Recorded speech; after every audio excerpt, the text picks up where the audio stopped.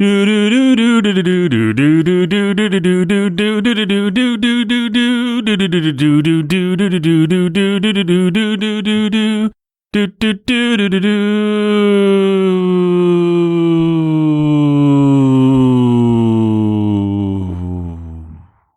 everybody, welcome to Sanity Shelves, the segment on the podcast Sound of Sanity that you were listening, where we talk about books we've been reading. One of us describes a book we've been reading, and it triggers an interesting conversation.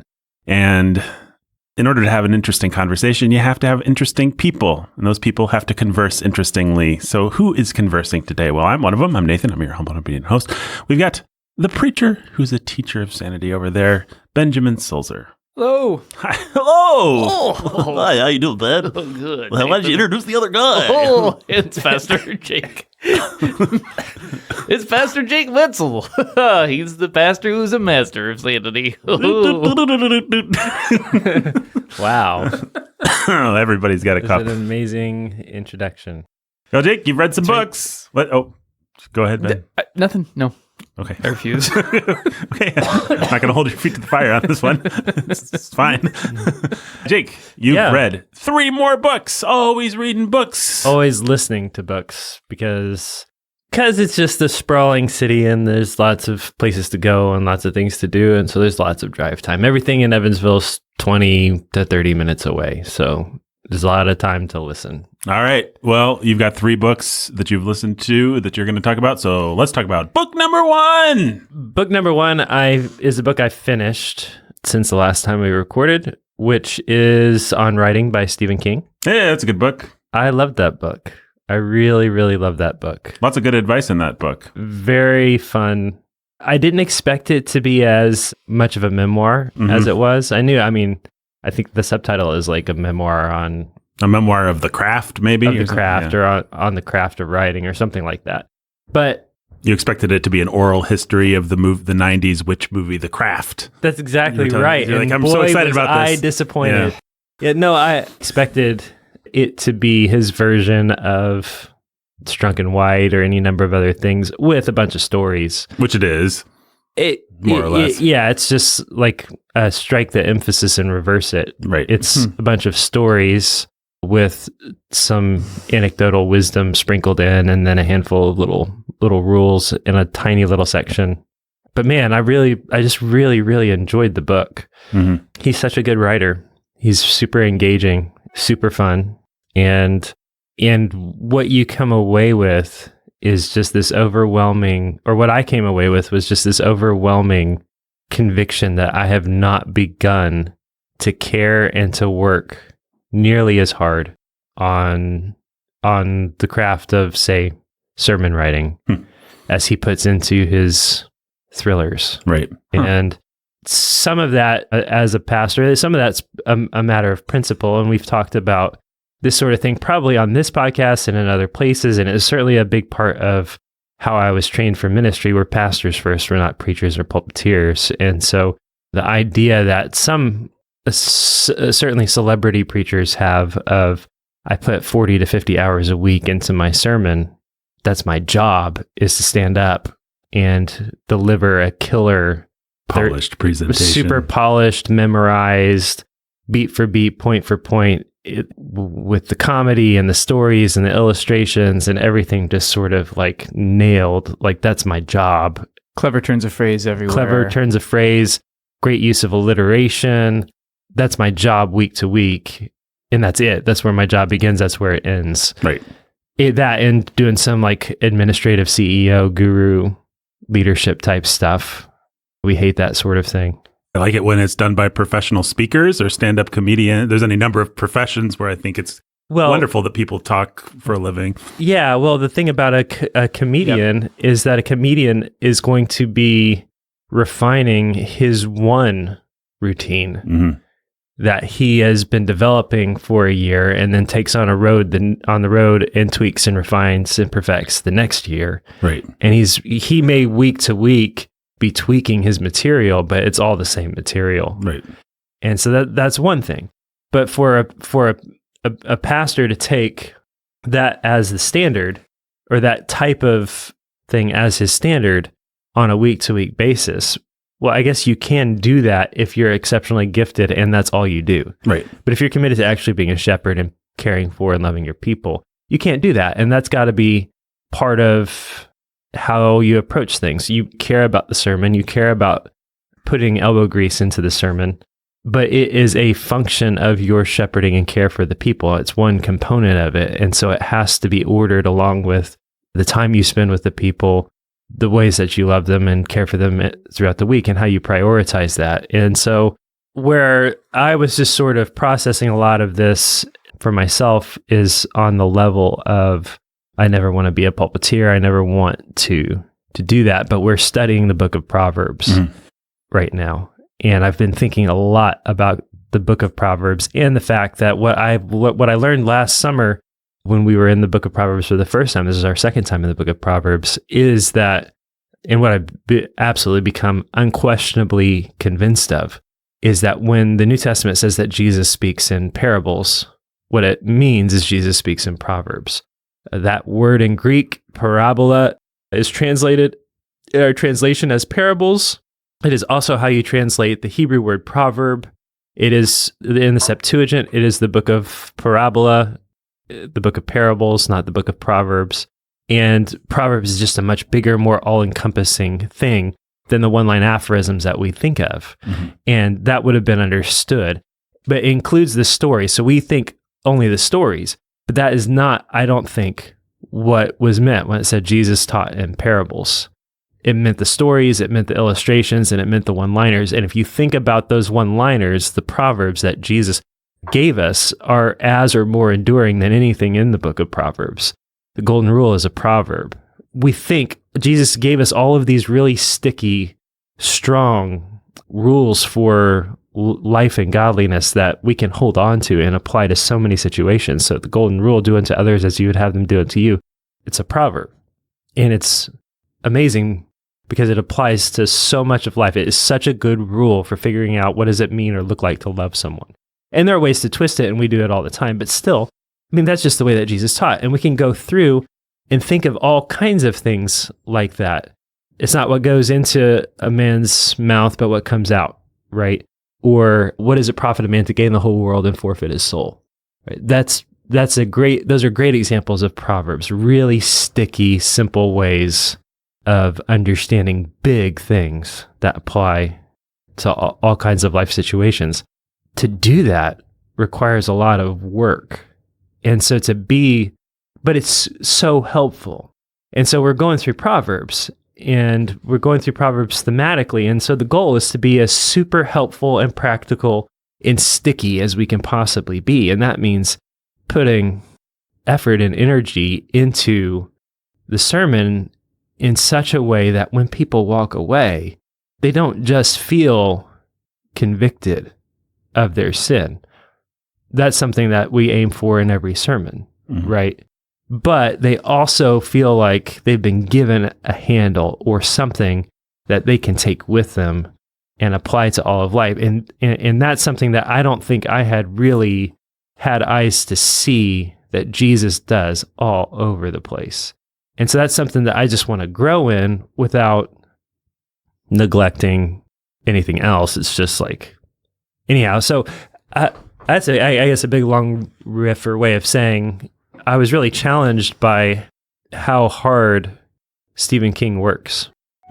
Actually, I think it's his work ethic above everything else that shines in his book on writing, and his just like nose to the grindstone, inspiration is for amateurs, kind of, which is a Stephen King proverb, right? Right, like he actually in this little book, which is not long, has a tremendous amount of little things like that. All good teachers do.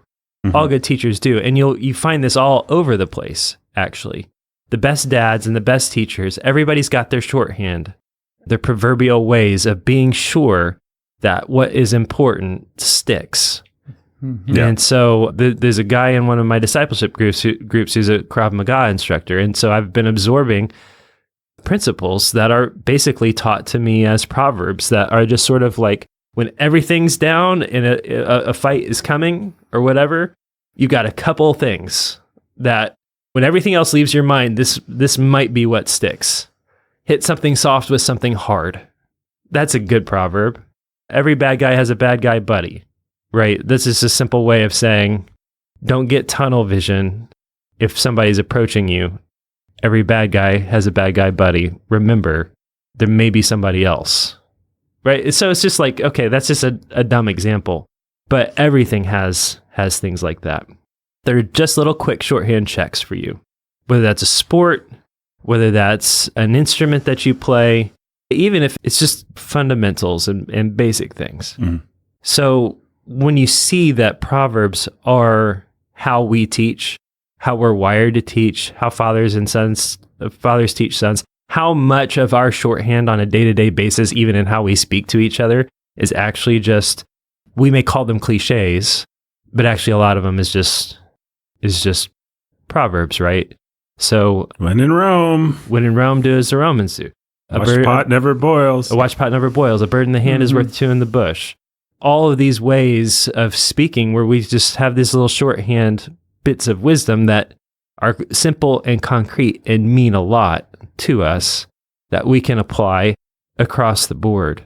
And they just kind of govern our responses and our reactions and inform so much of our day-to-day lives and wisdom. So we have a whole book of the Bible dedicated to that, and it is a father teaching his son life wisdom.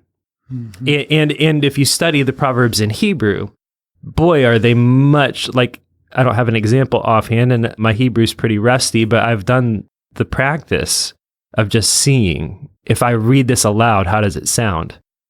In the Hebrew, the use of alliteration and just the rhythmic, you can tell if you knew this language, this little proverb, this little nugget would be much stickier, much more easy to remember than it comes to us in translation. How do we talk about that? How do we get both the wisdom and the value of the sticky one-liner that you can take with you and hold with you and carry with you in your heart whenever you're dealing with your marriage or your kids or your money or your emotions or any of you're in a fight, in conflict, in an argument, when you're dealing with a superior or a subordinate, an authority, when you're being rebuked, all that sort of thing. How do you take that and just sort of have it in your heart and on hand to guide and govern you with the wisdom of God? All that to say, I just was really inspired by that book to just take the time, not just with being sure I have the right things to say, but that I also just increase my effort in the how I say it to make it that much more helpful and sticky for people without turning into some kind of dumb pulpiteer or something like that, which is it's just not a way that I have ever really allowed myself to think about the work of preaching. But I cannot go back and read the Sermon on the Mount or anything that Jesus does or says without thinking that now. And without thinking, somebody was criticizing The Chosen to me the other day, and they're willing to swallow so much about The Chosen, about the image of Jesus on screen and the depiction of this or that and all this extra biblical content. They're willing to swallow all of that. The one thing that they felt like they just couldn't swallow was apparently in one of the episodes or whatever of The Chosen, Jesus is actually working on the Sermon on the Mount. He's like working it out. He's thinking it through, or he's talking it out or something like that. He's crafting it.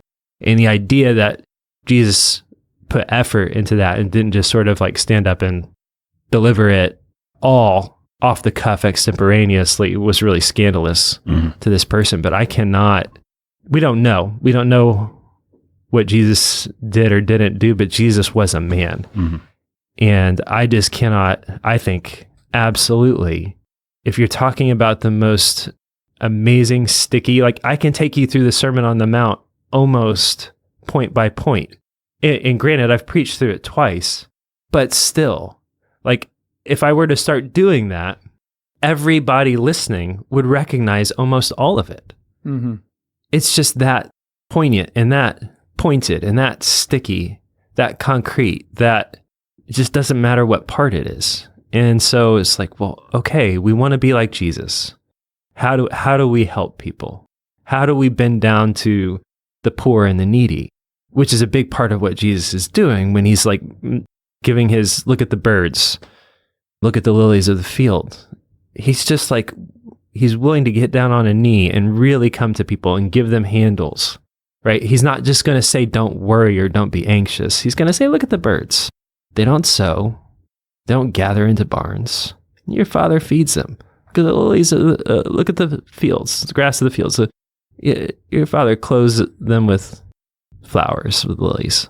And they're more glorious than Solomon. And you have those images that you then carry with you everywhere you go. You're worried or you're anxious and you're outside and a bird starts chirping. And it's there. And you remember the birds, the grass, the lilies. For thousands of years, there they are. And my Father takes care of me. How do we do that? And how do we do that without becoming obsessive and without becoming some kind of dopey pulpiteer? But how do we add just a little bit extra to be sure we're doing everything we can to be really practical and truly helpful to people? And it's not just Jesus. He was just the best at it to ever live. Paul is actually the same way. And that's why there are so many sticky little verses that you don't forget. Well, all of Scripture, I think the more you read it, the more compact it feels. The more like, oh, there's just a ton of stuff in every verse. It's like the more that you go over it, the stickier everything becomes. Even the things, that don't feel like that at first. Not that everything's equally a proverb, but it has that flavor. Right. Yeah. Right. So anyhow, I just really, really enjoyed that book, and it's funny. I started listening to it because I owned it. I got it years ago, and I had finished a couple books, but I didn't have or want to spend any money on a new audiobook, the next one. And so I was just looking through the books that I'd read, and I just saw, at some point I got this and meant to listen to it years ago, and I never did. And we're reading a Stephen King book for the book hunting. We're reading The Green Mile. And so, I don't know, let me give this a shot, see what it's about. And I really enjoyed it. So, and of course it applies to all kinds of other things that we do here at Warhorn, whether it's script writing or whatever for the Ville but yeah. I figured I've just sat here and done a whole bunch of talking, but Stephen King's kind of your guy, and I know that you've probably read this book a couple times, and I've only read it once. It's a good book. I mean, it's a good book for writers. It's a good book for anyone who does this kind of work. Like Jake said, it has application to sermon writing, to all kinds of things. For anyone who's thinking about how to communicate in an effective manner, it's right up there, I think, with Strunk and White or with William Zinzer's On Writing, which is a great book on similar kinds of things. I think those are probably the three that I would give any aspiring writer or... I've read Strunk and White probably a dozen times, but not in recent years. But it is always worth going back to. I've never actually read Zinzer. Yeah, Zinzer's great. I read him, but it's a long time ago. I have a copy of Zinzer, but I've never actually... Both Strunk and White and Zinzer, you want to find the third edition of both, because they both went woke in the fourth edition. They both embraced... Well, Strunk actually was dead by the time they did, but they produced a fourth edition that not only changed all the rules on gendered pronouns and that sort of thing, but also committed the crime of rewriting White's essays to match those rules, which is just really stupid. I mean, E.B. White is not a guy that just wrote a textbook that you can adapt to each new generation. He wrote a specific essay on how to write that needs to be left alone. So the fourth edition of Elements of Style is absolutely offensive for all kinds of reasons. Seek out the third. It's readily available. You walk into any used bookstore, you'll find 9 copies of it, and you'll find 9 copies of the fourth edition, but you want the third edition. William Zinzer also famously stood for the male inclusive, and then got so battered that he lowered his defenses in his fourth edition. So you want his third edition too. But yeah, anyway, that's neither here nor there. I read a book by Andy Dillard, The Writing Life, years ago, and I want to say it was pretty good. I mean, Andy Dillard is weird and highfalutin, but she had some stuff that was sticky enough. I still remember it. Mm-hmm. Some basic handles for what writing is like. Compares it to flying in a stunt airplane, which she did with a friend. She was like, I want to throw up. This looks really fun when you do it, but to be with you kind of sucks. I think one frame I use for all this stuff is, are you being kind to your listener? Yeah. Like, for example, when I am listening to a sermon, it is just simply true that if you go for a long time without an illustration or without a story or something, my mind may wander. But the second you say, yesterday something happened to me, I snap back. And that's universally true for everybody. We're self-interested. We're interested in people. We're interested in stories. And so... Well, and beyond that, every preacher has the problem of knowledge, which is you have lived in the theology, in the abstraction of what does this text mean for so long that you carry the abstraction and you understand the abstraction. Right. And you've studied and you've been to seminary and you've read the theology and the systematic theologies and the biblical theology textbooks and everything else. And so you are able to operate on the level of abstraction with something that you have a relative level of expertise in. When you take that level of abstraction and simply demand that the person in the pews follow you on the level of your abstraction, it's really uncharitable and it's really not helpful. And bringing everything down from that level of abstraction to something people can actually wrap their minds around is just the essence of what makes a good teacher. I mean, it's everything from, and you see it across the board in the classroom. If you're teaching a second grader or a first grader subtraction, is it going to be easier for them to grasp the concept of 5 minus 2 equals 3? Or I've got a bunch of M&Ms up here. Let me take a couple. Let me eat some. I have 5 M&Ms. If I take 2 of these M&Ms, how many M&Ms do I have left? Every teacher understands that. If you want to teach concepts and abstractions, you have to make it concrete because that gives people overlap. They have a frame already for thinking about that. And you're taking that abstract concept and you're adapting it to frames that people already have. And that's how you teach and teach well. And that's how bad teachers suck at teaching. And it's the difference between, it's always a difference between a good teacher and a bad teacher in any context. Can I take this difficult abstract concept and can I clothe it in something that you can at least understand or have an analogy for that you can grab a hold of? Even the sciences work this way where they operate on models. And the models are always wrong, but they at least give you handles, right? The model that the atom has a cloud of electrons that orbit a nucleus like the solar system is complete garbage. But it's a first step towards understanding something that is true about how an atom works. Newtonian mechanics operate and are by certain principles that when you actually get to the reality, none of them are actually quite right. But they do explain mostly how the world works. Right. And so... I think there's a certain kind of person that's like, wow, every venal, corrupt, evil preacher, every wolf out there uses illustrations, which, of course, they're doing... if you know about them, it's because they're effective. So, of course, they're doing the effective thing.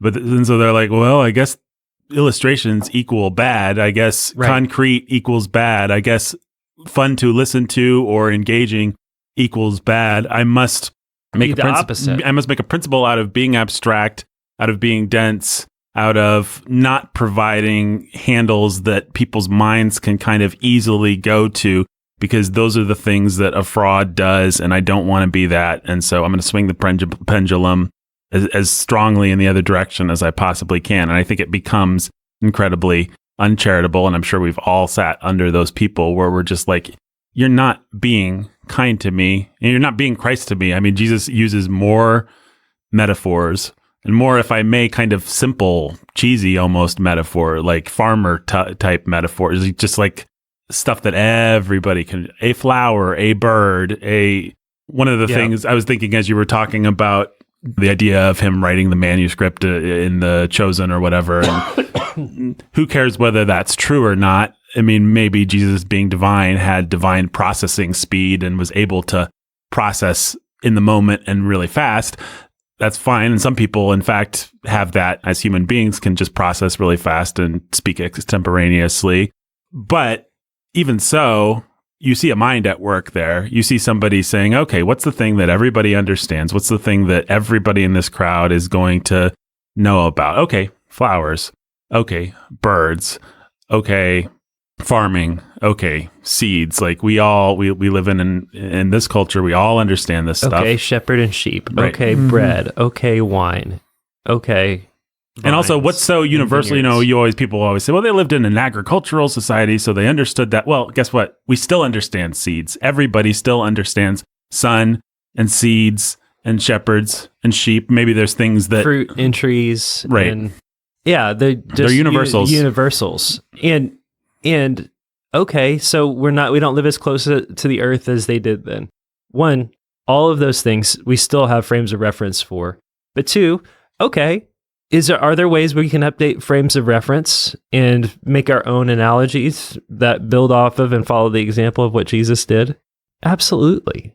Absolutely. Why shouldn't we do that? That is the example and pattern that he taught us. And that is the pattern of Proverbs. And in fact, if you look at the first 9 chapters of Proverbs and you take, there are, I think, 10 exhortations in the first 9 chapters of Proverbs, they all follow a similar pattern of getting your attention, teaching you something, and then ending with the consequences of hearing or not hearing what was just said to you. You take that pattern, and that's just like that. Like, what sermon or what teaching of Jesus does not conform to that pattern? right. There may be some, but they're precious few. The Sermon on the Mount does, in fact, follow that pattern. Right. He starts out with a series of the happy, blessed are, you want to be happy, right? Blessed are the poor in spirit, blessed are. And he's turning people's expectations on their head at the same time, right? He's upsetting he's appealing to their desire to be happy. He's upsetting their expectations. He's getting their attention. And then he goes through a series of teachings, and then he ends with a series of warnings. And the final warning is every man who hears these words of mine and puts them into practice will be like a man who built his house on a rock. And every man who doesn't is like a man who built his house on the sand. And the rain came and the flood rose and washed away that house, and great was the fall of it. And that's the end. That's how he ends. And everybody's amazed because he speaks as one with authority. But that's the pattern of every little exhortation in those first 9 chapters of Proverbs. It's just how God teaches us, and it's how good fathers teach us. And we have to be humble enough to actually recognize that and not be too spiritual or too suspicious of doing the work of being good preachers and teachers who understand how to connect with people, how to apply God's truth to their hearts in such a way that they don't just simply feel that you have come at their hearts and at their will, but they also feel like they've walked away with something that maybe if God is kind, maybe there'll be some things that just stick. Maybe not every week, maybe not every year, but maybe once in a while we'll have that sermon where that's the one that we got a handle out of that we've never forgotten. And that's really helped and shaped the way that we live as men and women trying to honor God as husbands, as wives, as fathers, as Christians in the community. So all you have to do is read Stephen King. And apparently, you'll yeah, understand all this stuff. Let's build a hermeneutics class around Stephen King. Oh, man. Well, as you're talking, I was just thinking, one other thought. I just think it's a perverse society that embraces abstract, non-concrete, non-visual language. And so much of what you read, even in your newspapers, certainly in your academic writings, but even in your popular writings, are these abstract concept words, concept nouns, concept verbs, this kind of conceptual language. Phenomena points to such and such, which doesn't form a picture in your mind. Proverbs is just all the Lord detests dishonest scales, makes you picture a person being angry and making an angry face or something at a scale. And so you have this little thing that anchors in your mind, and okay, well, the Lord detests dishonest scales. I'll never forget that. Yeah, and then you imagine actually how much stickier that would be if you lived in a place where you're always at the market seeing scales and things are being weighed on scales. Right. But then you imagine the abstract, like let's translate that into modern speak. What would it be like? I don't even know what it would be. Once you actually have the concrete version in it's your head, hard to. It's really hard to. But it is the kind of fun thing that Shrunken White liked to point out, actually, or Orwell in his little essay. Yeah, Orwell famously. I'll just pull it up. I've done this before on this podcast or the bookening. Here we go. So here is one of the greatest passages in both the English language and in the Bible. From the King James, I returned and saw under the sun that the race is not to the swift, nor the battle to the strong, neither yet bread to the wise, nor yet riches to men of understanding, nor yet favor to men of skill, but time and chance happeneth to them all. And so Orwell said, this is basically how we would write it. Objective considerations of contemporary phenomena compel the conclusion that success or failure in competitive activities exhibits no tendency to be commensurate with innate capacity, but that a considerable element of the unpredictable must invariably be taken into account. And blah blah blah blah blah blah blah blah blah. And the thing is, when you put those two in front of each other, you're like, okay, Orwell's exaggerating a little, he's being silly, but he's not. That kind of, as Shrunken White say, a similar wind blows through the halls of modern times, even today. People just kind of write that way. It's just the lazy way that we communicate with big, abstract, conceptual words. It's the way that a lot of preachers who are trying to be faithful preach, just piling up abstractions and kind of concept words that don't have images anchored to them. And it really is hard to follow and hard to wade through. And you got to see that the Bible uses things like, I returned and saw under the sun that the race is not to the swift. It's like metaphorical language that paints a little picture in your mind and makes you understand better than you would if it was just a kind of concept statement. So yeah, that sort of leads me to the other book. Well, that did lead directly to the other book that I started listening to, which is a book called Made to Stick.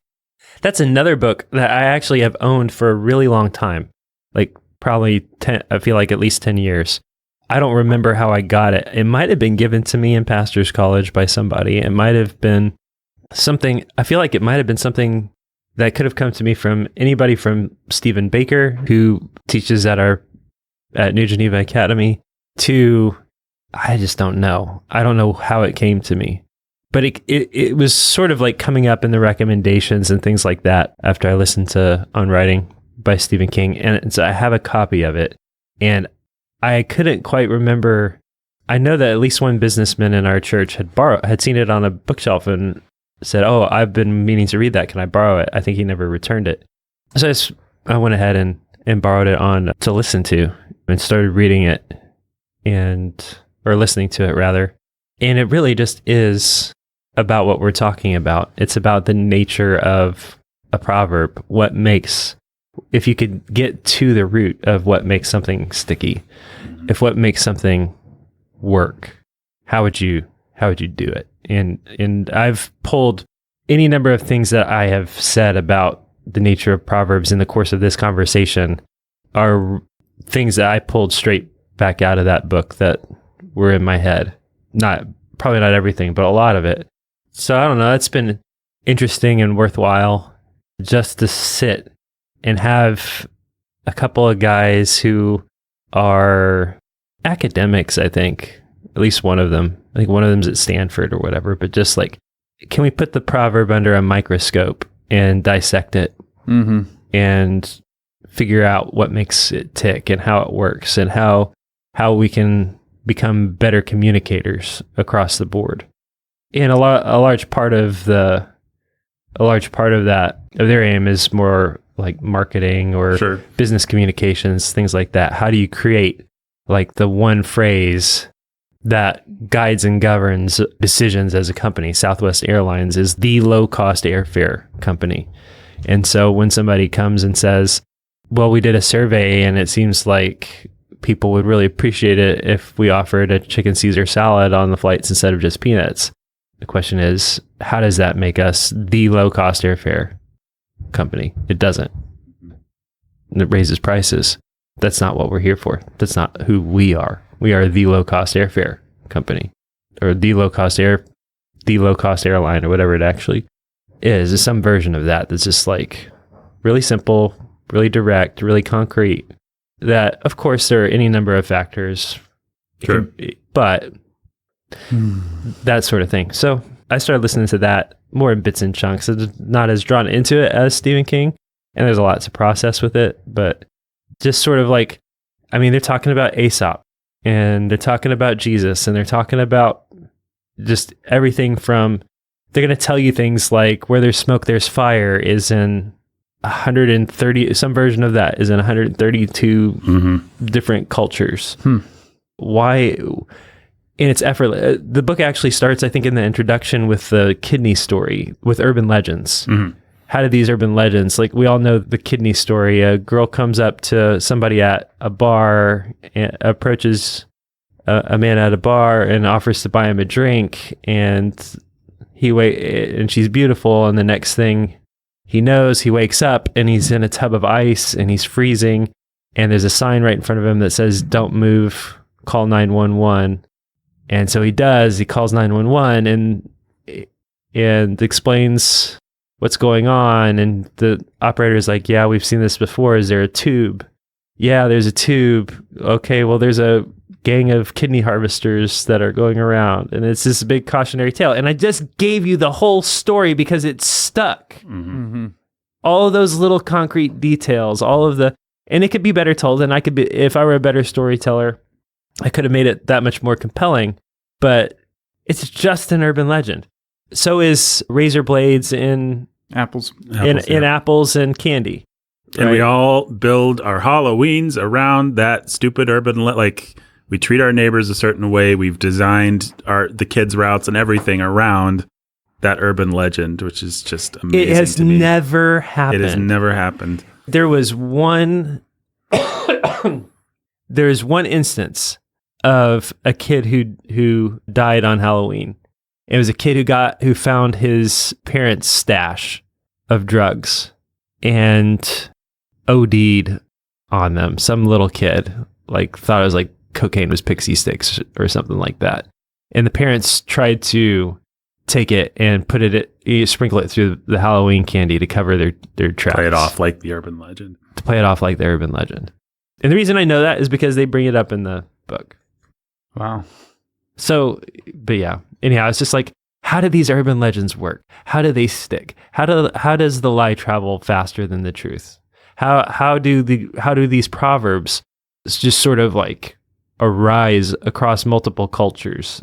And how do they, bird in hand is worth two in the bush is another one that is just a universal across multiple cultures.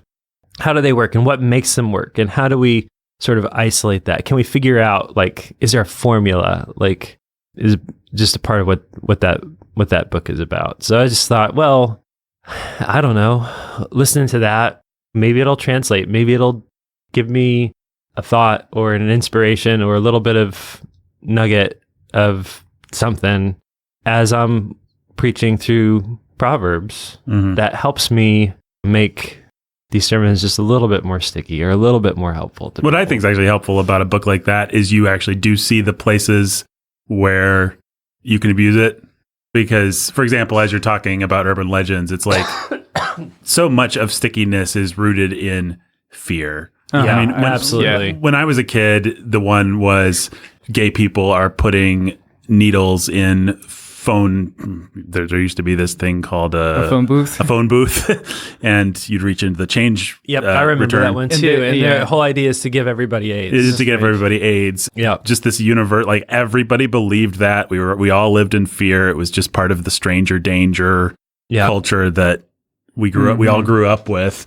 And in any case, it is easy. I mean, it's you want to talk about the success of somebody like Donald Trump, like it or loathe it. A lot of it is based on playing to people's fears and effectively conjuring up something to be scared of and saying, I'm the solution to the problem. I mean, it's how most rabble-rousing politicians, or whatever you want to call them, work. It's how a demagogue operates, by saying there's something to be really scared of, and the only thing that can protect you is me.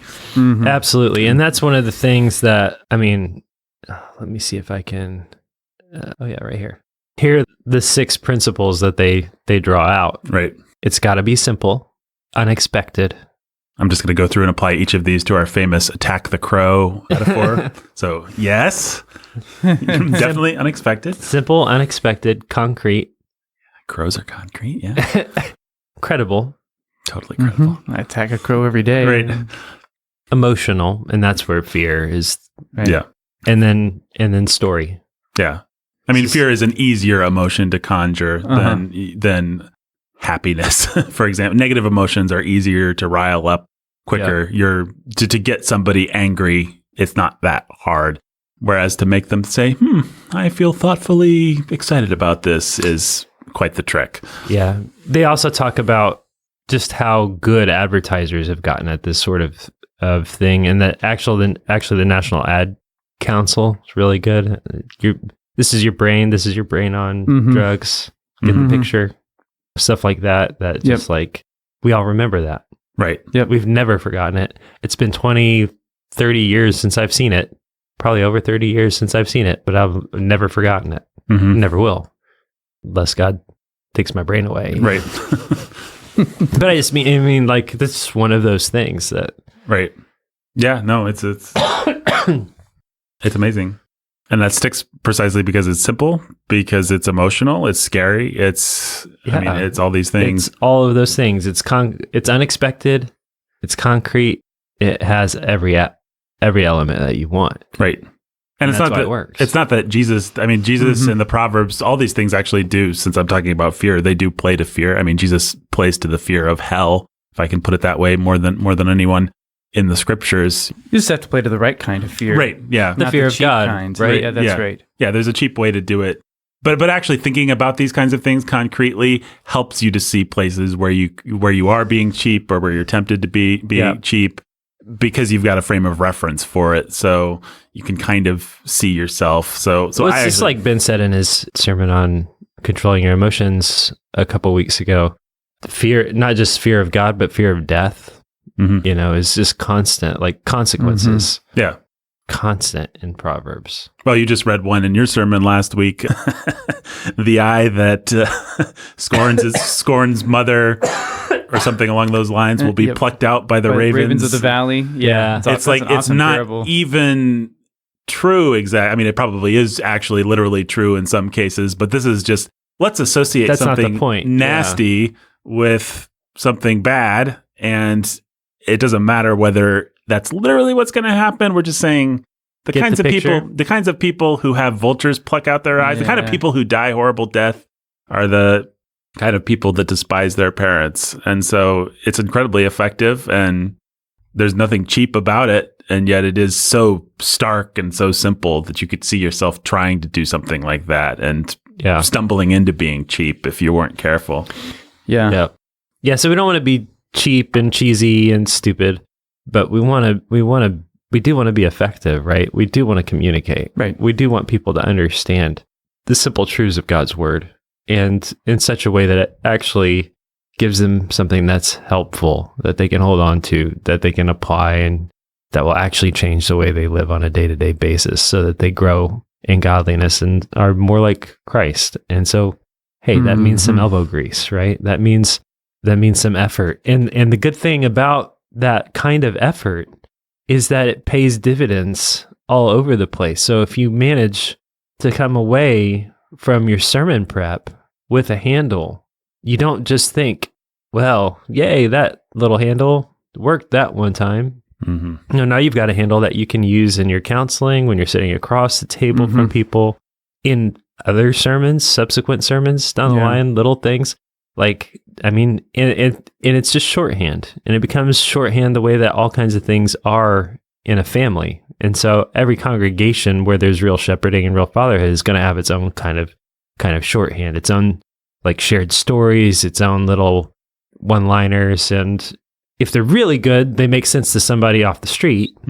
But in a family, they don't have to always make sense to somebody off the street as long as they make sense to the family. Right. But I think most people off the street don't resent that. In other words, I think sometimes there have been people who have said, well, Nathan, why do you use certain shorthand in your podcasts over the years? Why do you return to certain jokes that you made in a previous podcast? Or at our previous church, Pastor Tim Bailey, before he retired, had a lot of those kinds of things. And sometimes people they've would accumulated over the years. Right. And it was sort of almost a criticism that you heard of, like you've developed this sort of inside language full of inside jokes. But rarely did I ever hear that criticism from someone who actually themselves was like, oh no, I couldn't understand. And it was always somebody who was kind of concerned that some other hypothetical person out there would have that problem. Whereas most people, when they go to someone's house, they see the inside jokes. They're like, haha, sweet inside jokes. And then and I'm not saying and with that, that means there's a culture here, there's a life here, and I kind of want to be part of it. And also, I'm not an idiot, which means that I can 80% take a pretty good guess what this is and probably be right more often than not. That's right. And the fact that so many churches don't have that is not necessarily a testimony to the fact that they're better communicators. It's testimony to the fact that they don't have any kind of family culture. Right. And that the pastor isn't much of a father. Right.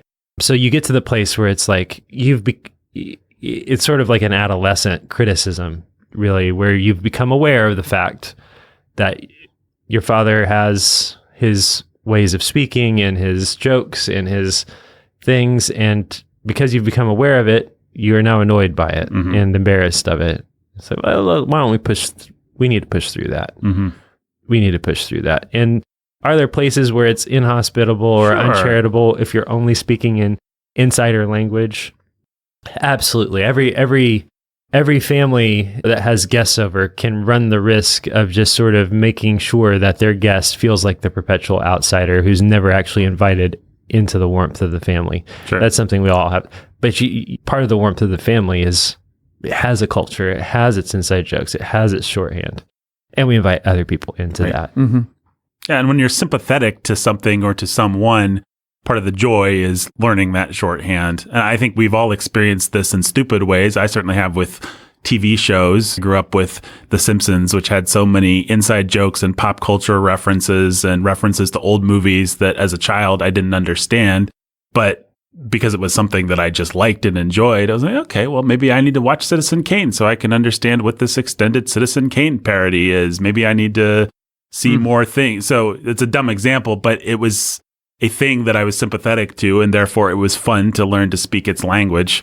And I think I've certainly been part of families and dynamics like that where you walk into the house and you're like, oh, this is fun. I want to hear these stories. I want to know why they're making these jokes. I want to.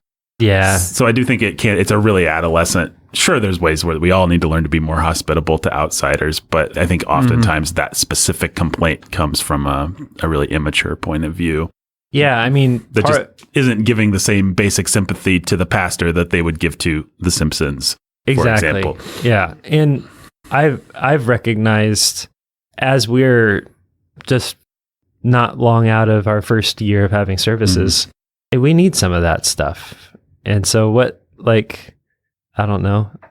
And insofar as we've built it, it's been good. Insofar as people start to be comfortable, our church is now, a year and a half old or something. And I've got a really dopey running Joel Osteen joke that is 8 months old. Right. I just kind of find a way to throw it out there every once in a while because I think it's funny. Yep. And that's one person at least. At least there are always a couple of people that try to make me not feel dumb about being the only one that thinks it's funny. No, every pastor, every dad has to have a couple of those. Like, oh, I think this is funny. So, yes. So, make it sticky. Make it stick. Make it stick. Keep it secret. Keep it safe. So that one, I don't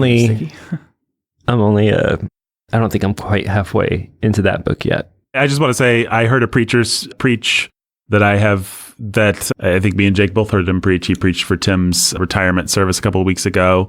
And he had a little dorky, jokey saying or something like that. He was talking about the past, and he said, the past is like perfume. You can enjoy the scent, but you shouldn't drink it.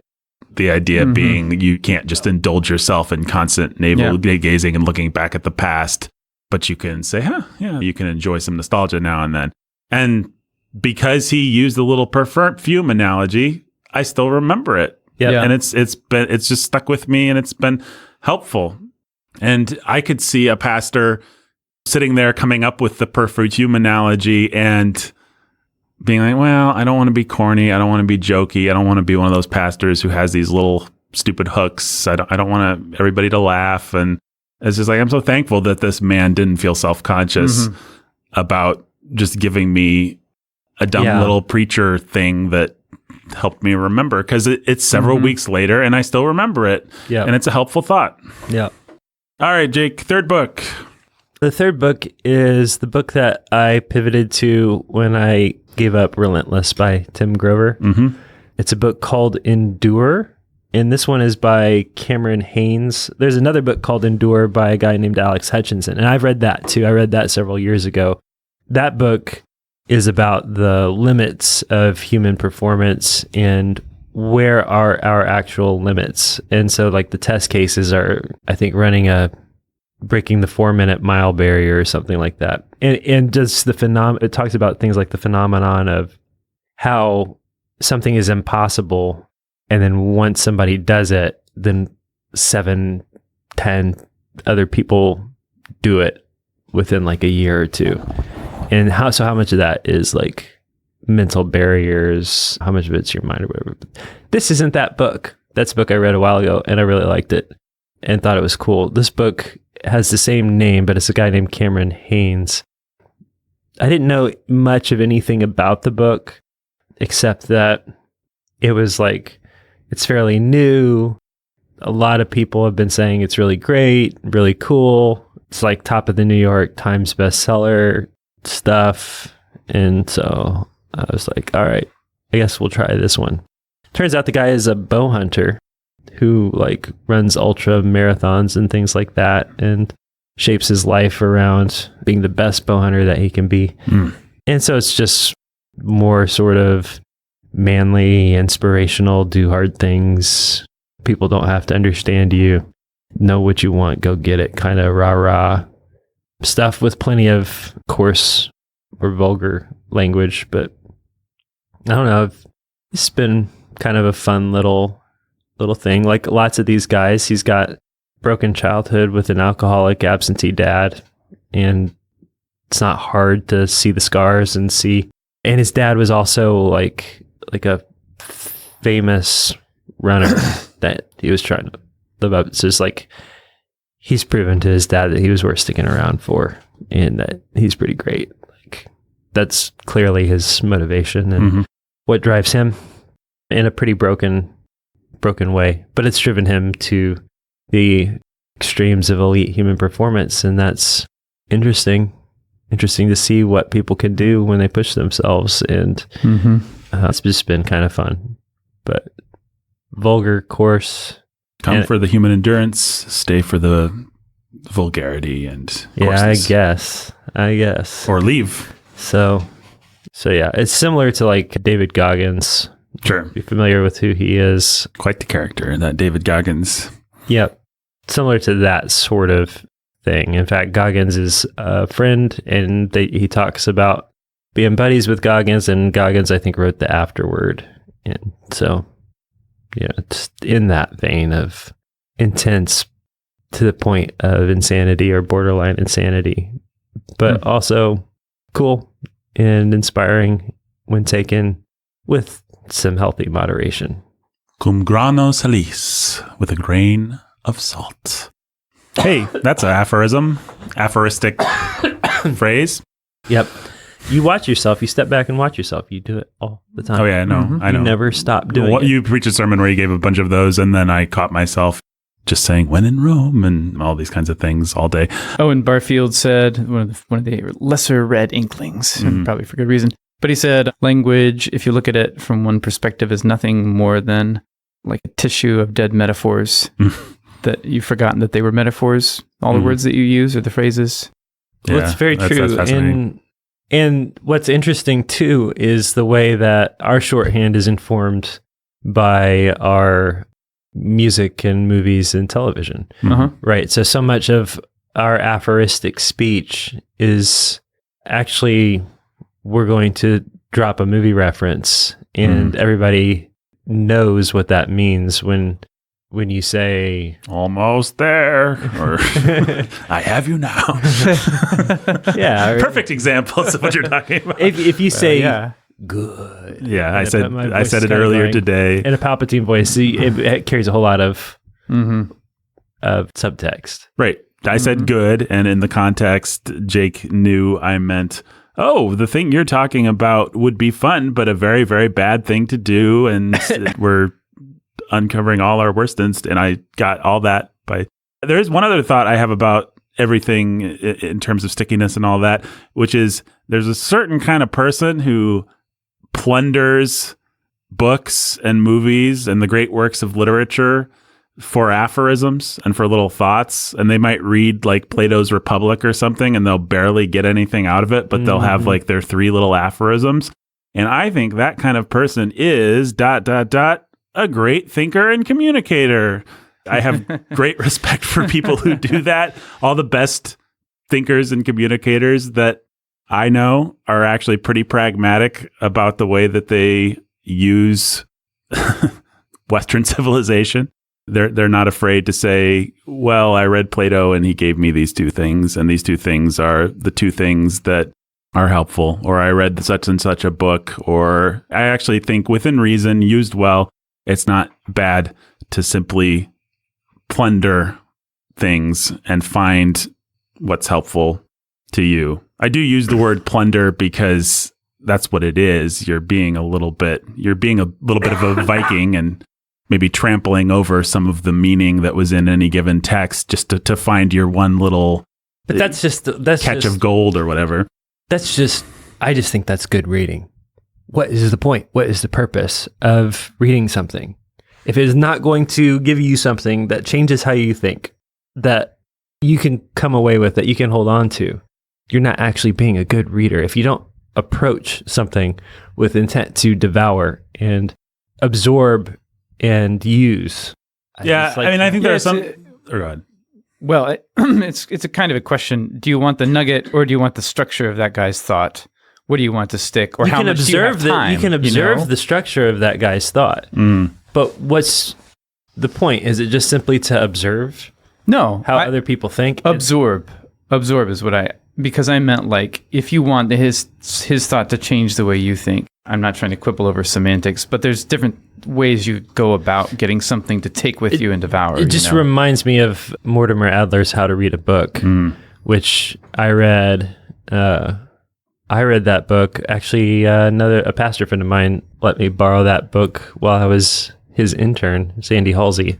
I was interning for him down at his church in Mississippi, and that book was on his shelf. And he was like, "Hey, maybe you should read this," and changed the way that I read.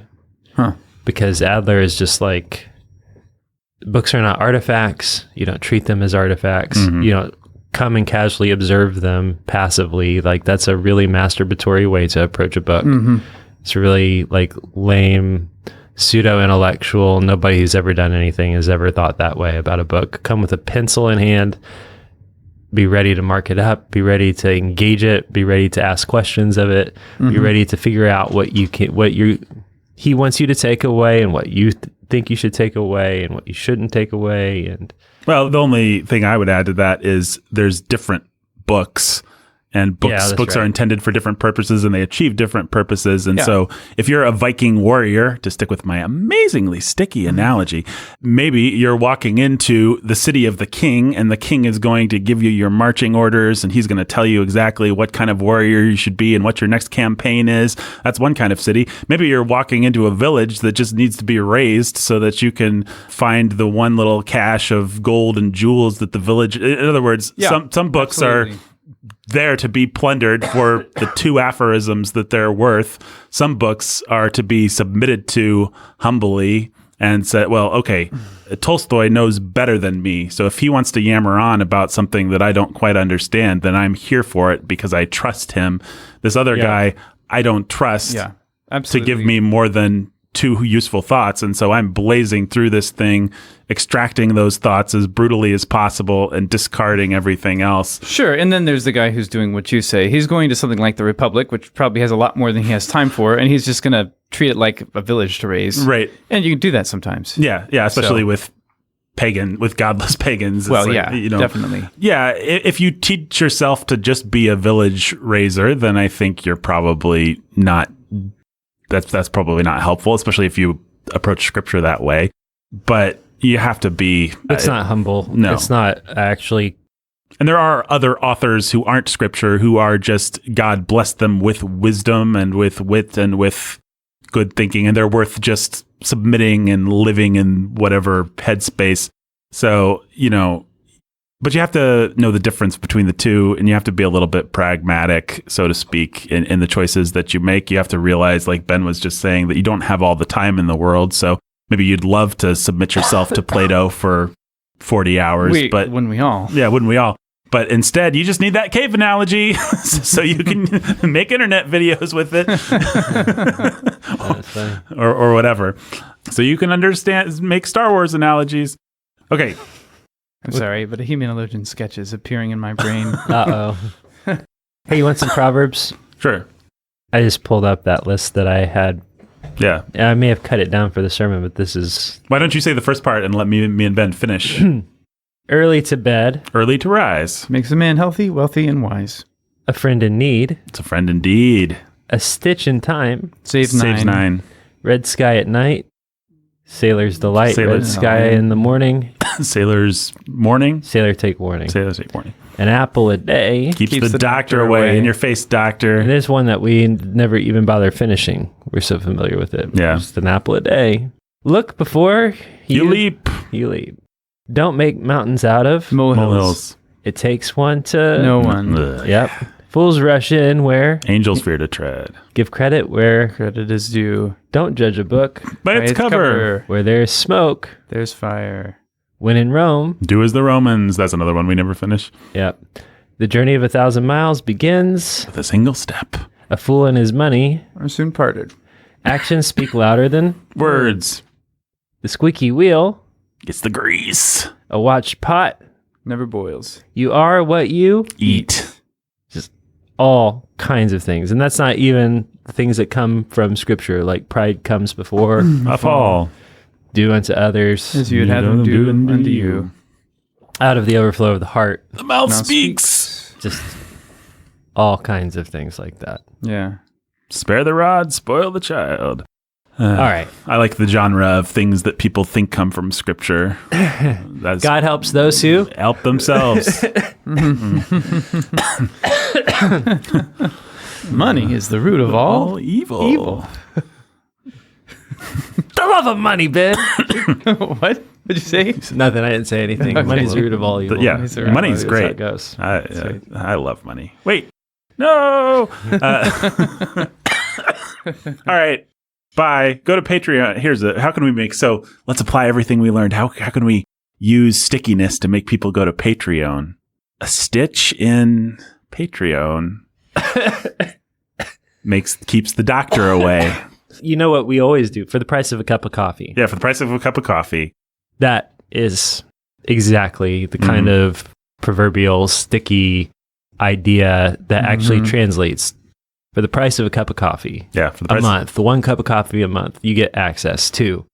Well, I'll tell you, you get access to our Discord where you can discuss all these thoughts and ideas and episodes and news stories and stuff with yours. Yours is, what's the plural of yours? There's no plural. Y'all. That's With y'all's truly. No. Videos that me and Ben do on occasion. But we're all dying. Behind the scenes looks, all this kind of stuff. Oh, this long COVID. Why didn't I get my 4th booster? Oh, at least Joe Biden has a booster for my 1-year-old now. Some scintillating political commentary to end the episode. Patreon, an apple a day to Patreon. keeps the doctor of insanity away. Until next time. Stay sane.